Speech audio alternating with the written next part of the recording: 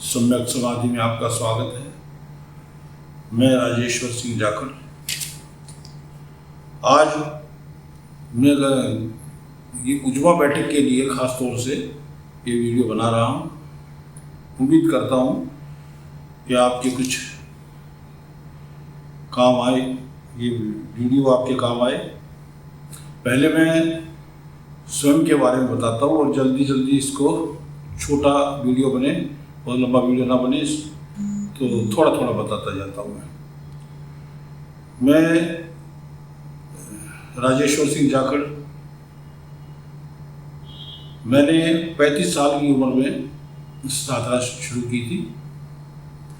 लगभग 25 साल हो गए मुझे साधना करते हुए। अभी मेरी आयु 60 वर्ष हो चुकी है और मेरा जो अनुभव है मैं चाहता हूँ आपके साथ बांट लूँ। इस 25 साल की साधना में मैंने 14 साल पहले किसी के सहारे अन्न का त्याग कर दिया और इस समय मैं दोपहर को फल और शाम को उबली हुई सब्जी खाता हूँ। बस ये इसी साधना से मुझे प्राप्त हुआ है। मैं बहुत लंबा चौड़ा नहीं बताना चाहूँगा अपने बारे में, इतना ही काफ़ी है, फिर समय इतना नहीं है। तो सबसे पहले मैं ये कहना चाहूँगा कि साधना करने से पहले कुछ उसके फायदे और उससे नुकसान होते हैं और साधना किस तरह से शुरू करनी चाहिए। ऐसा बिल्कुल नहीं है कि आप एकदम से साधना शुरू कर दें, क्योंकि आपकी तैयारी नहीं है। कोई भी काम करने के लिए पहले तैयारी करनी जरूरी होती है। आप कहीं जाते हो तो पहले अपना बैग पैक करते हो, सामान, और कहीं जाने का राह देखते हो कि मैं वहाँ ट्रेन से जाऊँ, हवाई जहाज़ से जाऊँ या बस से जाऊँ, वो कितनी दूर है। वहाँ जाके आप व्यवस्था कर पहले से ही मन रखते हो कि मुझे कहाँ रहना है, क्या, तो सारी चीज़ें आप पहले से ही तय कर लेते हो। तो इसीलिए साधना में भी कुछ चीज़ें पहले से आपको तय करनी पड़ती हैं। तो सबसे पहले मैं कहूँगा कि आपको शुद्धिकरण अपना करना जरूरी है। जब तक आप, पहले क्या था, आज से 100-150 साल पहले जो हमारे बुजुर्ग थे वो सुबह शाम संध्या करते थे। लेकिन वो कर सकते थे क्योंकि वो स्वच्छ मन था, दिमाग के अंदर इतना कचरा नहीं भरा हुआ था। आज लोगों के दिमाग के अंदर इतना कचरा हो गया है कि वो सीधा विपासना नहीं कर सकते और वो करने बैठेंगे तो उसके आसपास भी नहीं पहुंचेंगे। तो शुद्धिकरण आपको कैसे करना है उसका मैं तरीका बताता हूँ। और ये मैं पहले आपको बता दूं कि साधना के अंदर कोई गुरु नहीं होता। आप मुझे भी कोई गुरु ना माने। आप साधना के अंदर स्वयं आप अपने गुरु हो। वो आगे चल के आप समझ जाओगे कि कैसे जब करते जाओगे तो आपको अनुभव होगा कि मेरा गुरु मेरे भीतर है, बाहर नहीं है। बाहर के गुरुओं से बचे। खासतौर से यूट्यूब पे जो इस तरह के आते हैं कुंडलिनी जागरण के बारे में, साधना के बारे में, ये सब आपको बेमानी लगेंगे। जब आगे बढ़ोगे तो आपको ये लगेगा ये सब बकवास है। तो सबसे पहले आपको मैं ये बता दूं कि कैसे आप अपना शुद्धिकरण करोगे।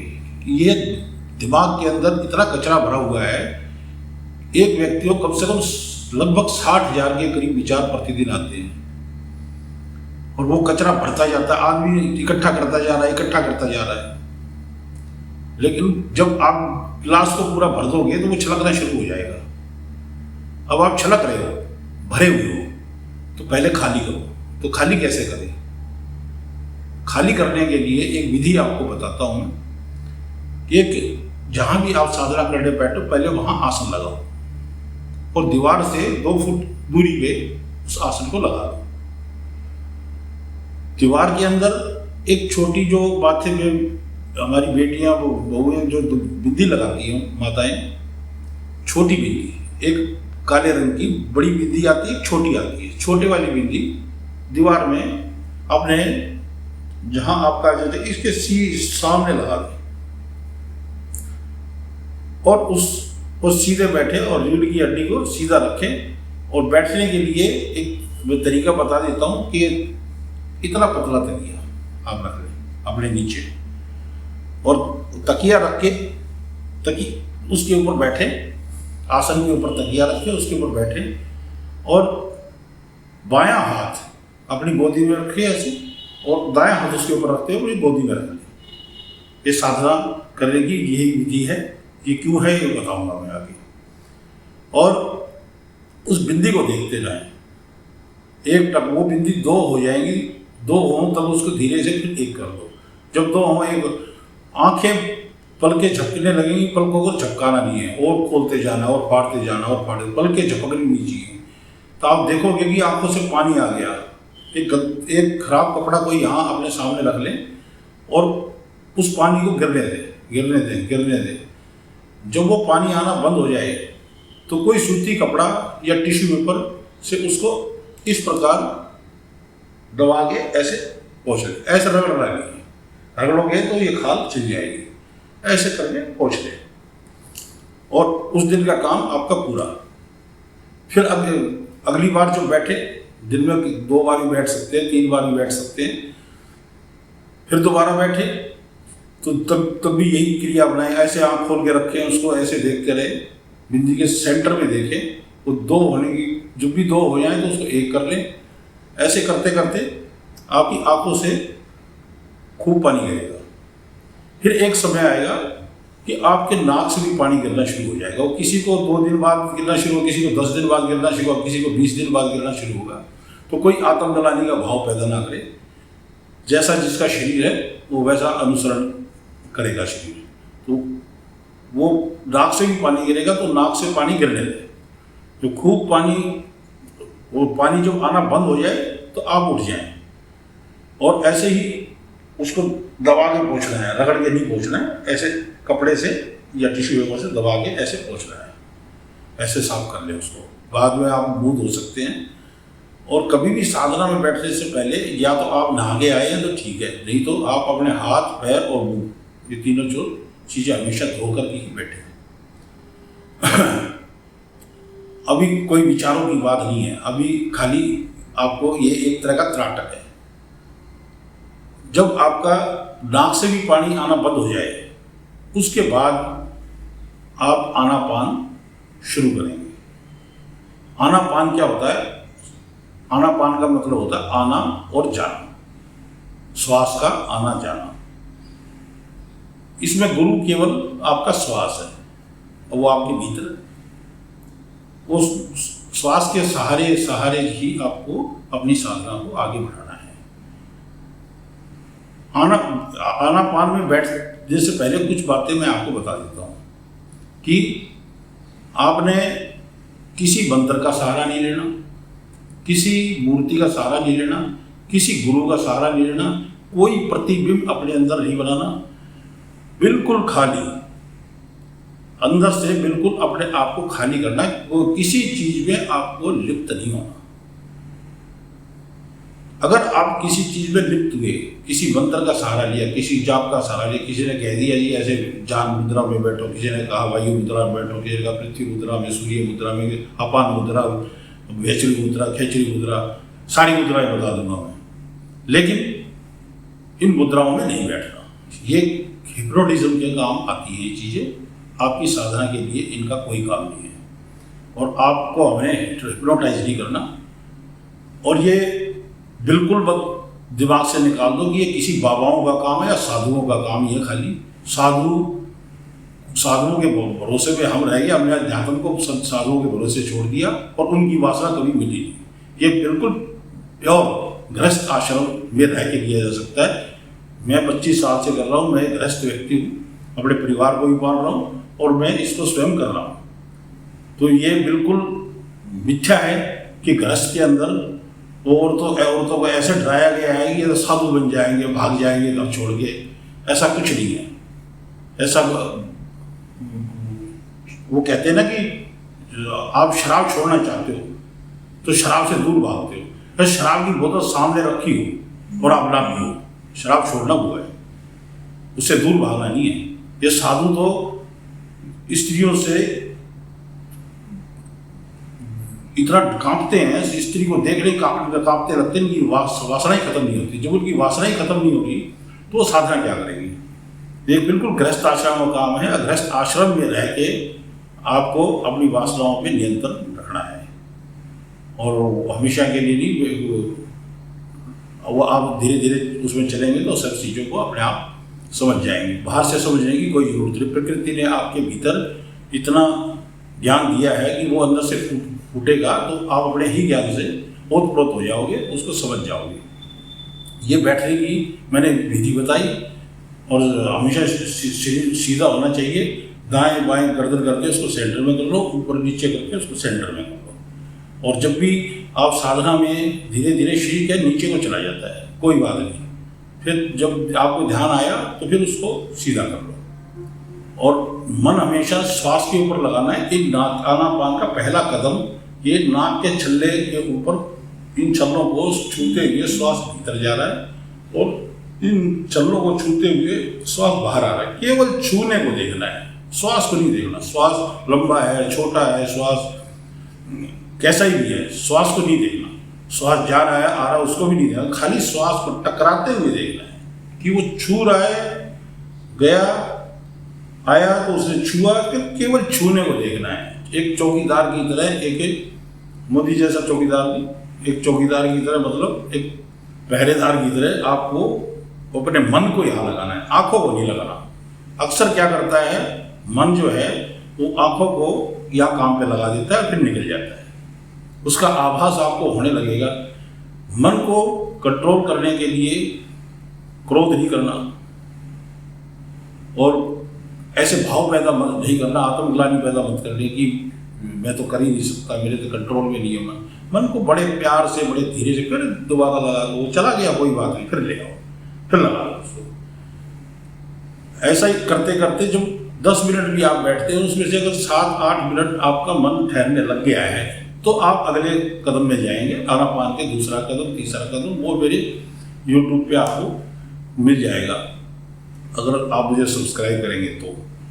हाँ, वैसे कोई ज़रूरी नहीं है कि वही आदमी मुझे सब्सक्राइब करे जो जानना चाहता है, क्योंकि हाँ, ये हिंदू संप्रदाय के अंदर के लोग मानने पे विश्वास करते हैं, वो जानने की तरफ बढ़ते नहीं, क्योंकि वो शुरू से बचपन से, और एक वो लंबी परंपरा है उनकी, वो मानने की ही है, जानने की है ही। तो जो जानना चाहते हैं वही इस तरफ आए, जो मानने में ही टिके हुए हैं, या मेरी तुलना उस संप्रदाय के सिस्टम से और मेरी बातों को एक दूसरे पलड़े में रख के मत देखना। ये बातें वही तभी आपके अंदर ठहरेगी जब उसको आप छोड़ दोगे। मैं किसी धर्म, इन संप्रदायों में मैं किसी में विश्वास नहीं करता, मेरा कोई लेना देना नहीं है किसी भी संप्रदाय से। मैं संप्रदाय से बिल्कुल निष्कपट हूँ। तो अब आगे बैठने की विधि मैंने आपको बता दी है, और आनापान की क्रिया के बारे में भी आपको बता दिया।